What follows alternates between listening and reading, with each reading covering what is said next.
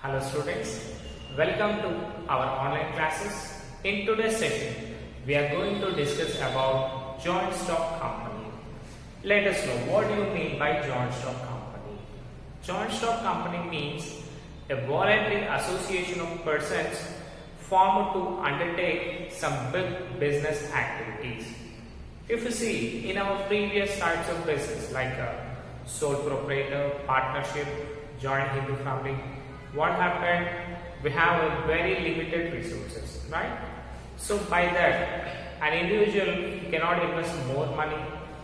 That's the reason only small and medium enterprises are going on. But if you need in large scale production, what we need huge amount which a single person cannot afford. So in order to overcome all these problems, we have introduced a joint stock company. Okay, here the amount which is we are investing, not only with our money, we can get money from our outside people also. ఓకేనా? So మనం ఏదైనా joint stock company పెట్టాలి అనుకోండి, మనం ఏంటి అంటే only మన క్యాపిటలే కాకుండా మనము అవుట్ సైడ్ పీపుల్ దగ్గర కూడా క్యాపిటల్ని ప్రొక్యూర్ చేయవచ్చు. ఎలా చేయాలి అంటే, సపోజ్ ఇప్పుడు మీకు 1 lakh రూపీస్ కావాలి అనుకోండి, మనం ఏం చేస్తాం, నార్మల్గా మన దగ్గర ఉంటే పెట్టేస్తాం కదా. మళ్ళీ అదర్ పీపుల్ దగ్గర 1 lakh కావాలి అనుకోండి, ప్రతి ఒక్కరు ఎఫర్ట్ చేయలేదు కదా. కాబట్టి in order to make them saving habit మనం ఏం చేస్తాము అంటే, ఈ 1 lakh అమౌంట్ని ఈక్వల్ పార్ట్స్గా డివైడెడ్ బై 10 అంటే 10 రూపీస్గా 1 పార్ట్ చేసి టోటల్గా వాటిని 10,000 ఈక్వల్ పార్ట్స్ చేస్తాము. సో ఈ 10,000 ఈక్వల్ పార్ట్స్ని మనం ఏమంటాము అంటే షేర్స్ అని పిలుస్తాము. సో ఇప్పుడు చూడండి, ఒక సింగిల్ పర్సన్ 1 lakh పెట్టడానికి ప్రాబ్లం అవుతుంది, బట్ ఒక పర్సన్ 10 రూపీస్ ఇవ్వడానికి ప్రాబ్లమా లేదు. సో విత్ దట్ హ్యాబిట్ మనం ఏం చేస్తాము అంటే, we accept the deposits in the form of shares. So each single unit we call it as shares and the amount which we are procuring, మనం ఏదైతే capital ఆ షేర్స్ సేల్ చేయడం వల్ల తీసుకుంటున్నామో ఆ అమౌంట్ అంతా కలిపి మనం ఏమంటాము అంటే షేర్ క్యాపిటల్ అని పిలుస్తాం. ఓకేనా? Money which we are getting, that is share capital, and the person who is investing in this shares we call him as share holders. ఓకేనా? సో వీళ్ళకి ఏంటి అంటే just like owners of the company, వాళ్ళు కూడా ఏం చేయొచ్చు, ప్రాఫిట్స్ వచ్చాయనుకోండి కంపెనీకి, they can take all the profits. Okay, అంటే ఈక్వల్ పార్ట్స్, వాళ్ళు ఏదైతే అమౌంట్ ఇన్వెస్ట్ చేశారో బేస్డ్ ఆన్ దట్ మనము క్యాపిటల్ని, దట్ ఈస్ అ ప్రాఫిట్ని ఇచ్చేస్తాం. Now let's go with the definition.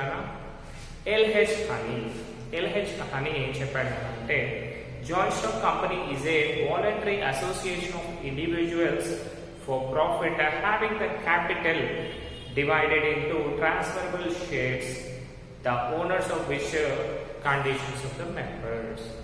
So ఇక్కడ ఏమవుతుందన్న అంటే, all the capital is divided into small shares, అదే small units గా చేశారు, and profits also shared according to their capital amount. అంటే వాళ్ళు ఇన్వెస్ట్ చేసిన ప్రకారము క్యాపిటల్ ప్రాఫిట్ అనేది ఇవ్వడం జరుగుతుంది. సో దాన్నే మనము జాయింట్ స్టాక్ కంపెనీ అని పిలవాలి అని చెప్పాడు ఎవరు, ఎల్హెచ్ హనీ.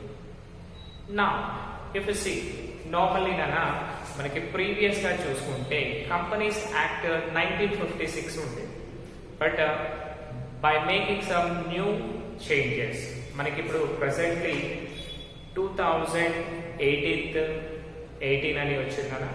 దీనికి ప్రీవియస్ గా మనకి కంపెనీస్ యాక్ట్ 2013 అనేది ఉంది. సో అందులో కంపెనీ రూల్స్ అండ్ రెగ్యులేషన్స్ ఎలా వర్క్ చేయాలి ప్రతి ఒక్కటి కూడా ఉంటుంది.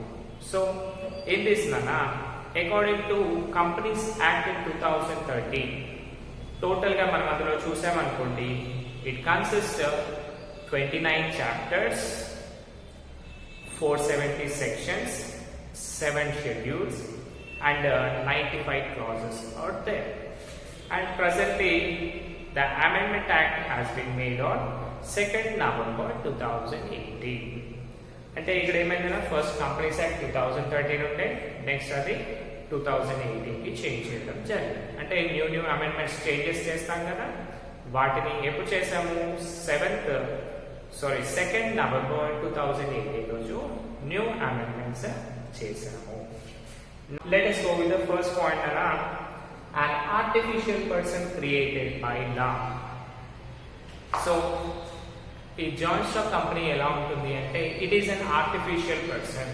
దానికి నేమ్ ఎవ్రీథింగ్ ఉంటుంది, but it cannot move or it cannot speak. వాళ్ళని మనము ఆర్టిఫిషియల్ పర్సన్ అంటాం.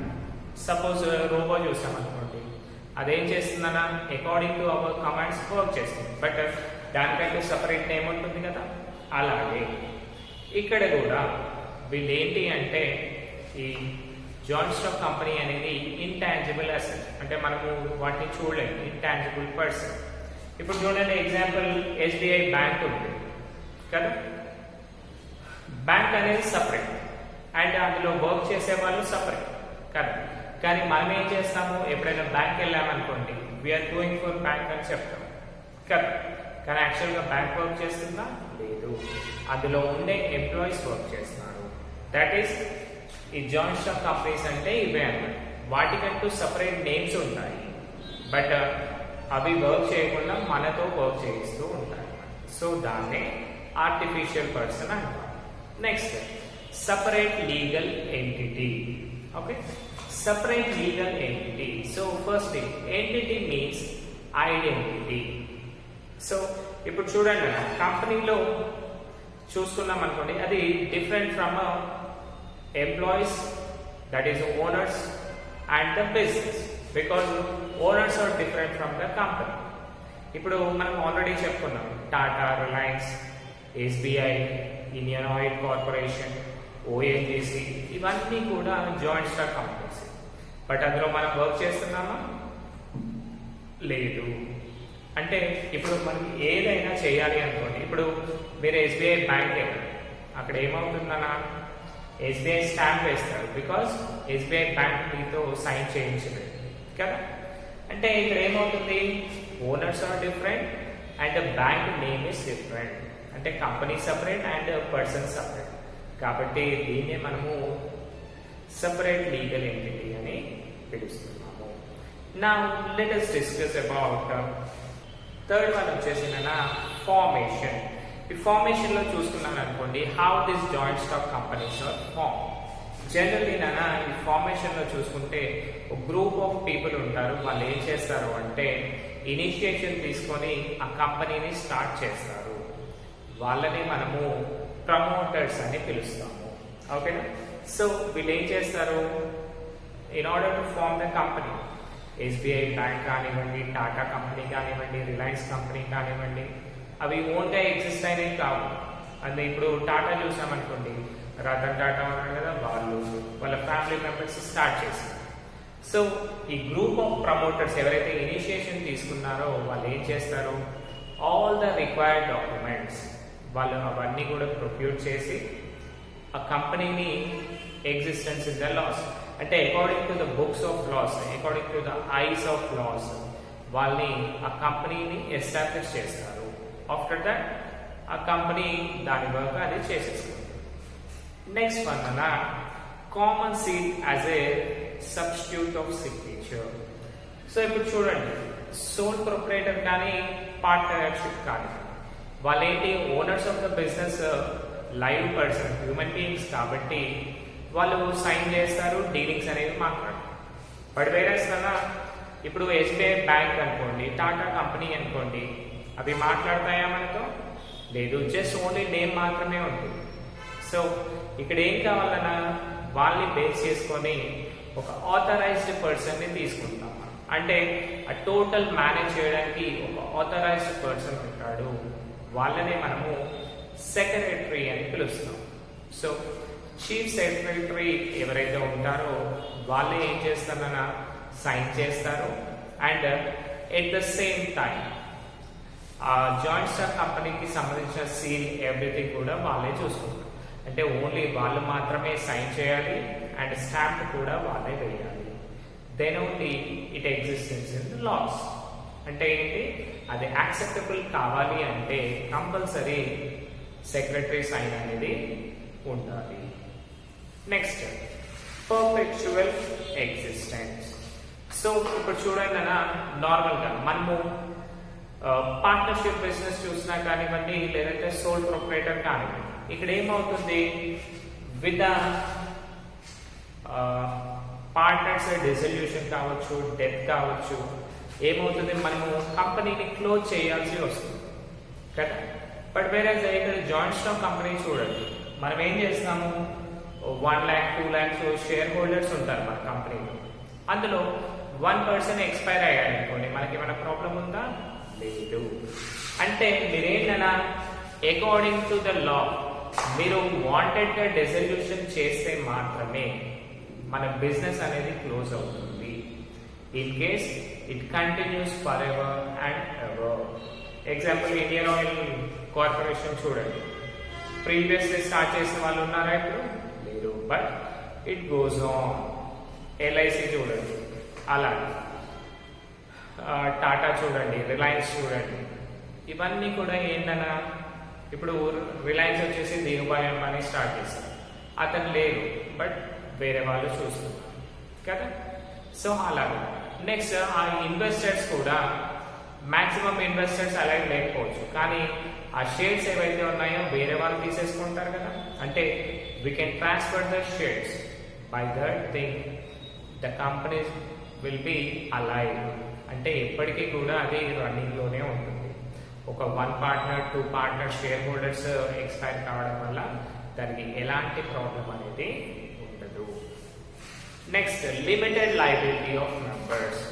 So this is the most important thing అన్నా, బికాస్ మనము ఏదైనా బిజినెస్ చేయాలి అనుకోండి, ఫస్ట్ వాట్ హ్యాపెన్, అరే మళ్ళీ మనకి అప్పులు అవుతాయేలా అనే ఫీలింగ్స్ ఉంటాయి కదా. అందుకనే with help of limited liability. So మనము జాయింట్ స్టాక్ కంపెనీ చూసామనుకోండి, మీకు 1 షేర్ వాల్యూ వచ్చేసి 10 rupees అని చెప్పారు, ఓకేనా. మీరు ఏం చేశారన్నా, ముందే 7 rupees పే చేశారు, ఇంకా 3 rupees మాత్రం పే చేయాలి. But in this situation what happened అన్నా, కంపెనీ టోటల్ గా కూడా లాస్ అయిపోయి క్లోజ్ చేయాల్సి వచ్చింది.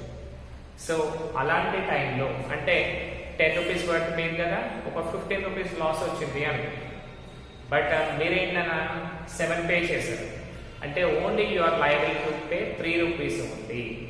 బికాస్ మీరు ఫస్ట్ అగ్రిమెంట్ ఏం చేసుకున్నారు, 10 rupees per షేర్ అని అగ్రిమెంట్ చేసుకున్నారు కదా. కాబట్టి rest of the 3 rupees you are eligible to pay. అంటే మీరు అది భరించాలి, మిగతా అమౌంట్ మీకు సంబంధం అనేది ఉండదు. That we call as limited liability of members. అంటే మీరు ఏదైతే యాక్సెప్ట్ చేశారో అక్కడి వరకు మాత్రమే మీ లయబిలిటీ ఉంది. వీటిలో ఇన్వెస్ట్ చేయడం వల్ల మీ పర్సనల్ ప్రాపర్టీకి ఎలాంటి డిస్టర్బెన్స్ అనేది ఉండదు. Next, transferability of shares. ఇప్పుడు చూడండి అలా, మనము ప్రీవియస్గా పార్ట్నర్షిప్ లో చూసామనుకోండి, ఏమైంది, మనకు main drawback we cannot transfer the shares కదా. అవుట్ సైడ్ పీపుల్ కి షేర్ చేయాలి అంటే పాసిబిలిటీ లేదు. But whereas in joint stock company మీరు ఏదైతే షేర్స్ పర్చేస్ చేశారో, in case if you want to transfer for other people, అంటే మీకు తెలిసిన వాళ్ళకి షేర్ చేయాలి అనుకోండి, యూ కెన్ ఈజీలీ షేర్. అంటే మీ దగ్గర ఉన్న షేర్స్ ని మీరు వేరే వాళ్ళకి కూడా సెల్ చేయొచ్చు. ఆ సేల్ చేయడానికి కూడా మీరు ఎలాంటి పర్మిషన్స్ తీసుకోవాల్సిన అవసరమో లేదు. That is the main thing అన్న. సో ఇందులో కూడా మళ్ళీ మనకి 2 types ఆఫ్ కంపెనీస్ ఉంటాయి, private company and public limited company. So public limited company అనుకోండి, వితౌట్ ఆస్కింగ్ ఎనీ పర్సన్ మీరు షేర్ అనేది చేయొచ్చు. బట్ వేరాస్ ప్రైవేట్ కంపెనీ చూసామనుకోండి, ఇందులో లిటిల్ రిస్ట్రిక్షన్స్ అనేవి ఉంటాయి, ముందే చెప్తారు. సో బేస్డ్ ఆన్ దాట్ మనము ఆ షేర్స్ అనేవి పర్చేస్ చేయాలి. ఇప్పుడు చూడండి, మీరు యాడ్స్ చూసారనుకోండి, సింపుల్గా ఇప్పుడు టీవీస్లో యాడ్స్ వస్తాయి, ఏంటి, నేను షేర్స్లో ఇన్వెస్ట్ చేయాలి అనుకుంటున్నాను అని. సో ఆ యాడ్లోనే చెప్తాడు. ఏమని చెప్తాడన్నా, మీరు షేర్స్లో ఇన్వెస్ట్ చేస్తున్నారు, but according to market risk it may changes the value అని చెప్తాడు. అంటే వాల్యూ చేంజ్ అయ్యే ఛాన్స్ ఉంది, అన్నీ ఆలోచించుకొని జాయిన్ కండి అని చెప్తాడు కదా. That is the thing. నా let us go with the next point అన్నా. మెంబర్షిప్ విషయానికి వచ్చామనుకుంటున్నా. In order to form any joint stock company compulsory we need 2 people in case of private అన్న. మీరు private joint stock company start చేయాలి అంటే minimum 2 people ఉండాలి and maximum వచ్చేసి 50 members ఉంటారు. ఓకేనా. అదే మీరు public joint stock company start చేయాలి అనుకున్నారు, అంటే పబ్లిక్ కంపెనీ స్టార్ట్ చేయాలి అనుకున్నారు. In that situation we need minimum 7 members ఉండాలి అండ్ మాక్సిమం వచ్చేసి అన్లిమిటెడ్. పబ్లిక్ అంటే గవర్నమెంటే కదా, కాబట్టి n number of shares, how many unit you can give that much shares, that is unlimited shares ఇచ్చే chances ఉంటుంది. నెక్స్ట్ వన్ అన్న democratic management.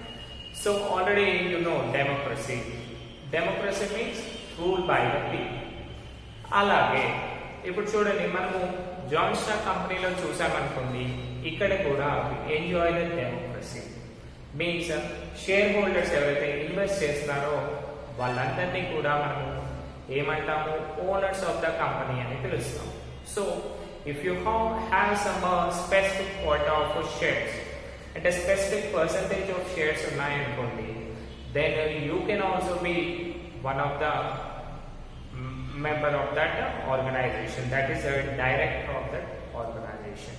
So before purchasing nana company konni rules and regulations istundi. If you follow all the guidelines, you can also be manager of that company. Okay. Next, statutory regulations.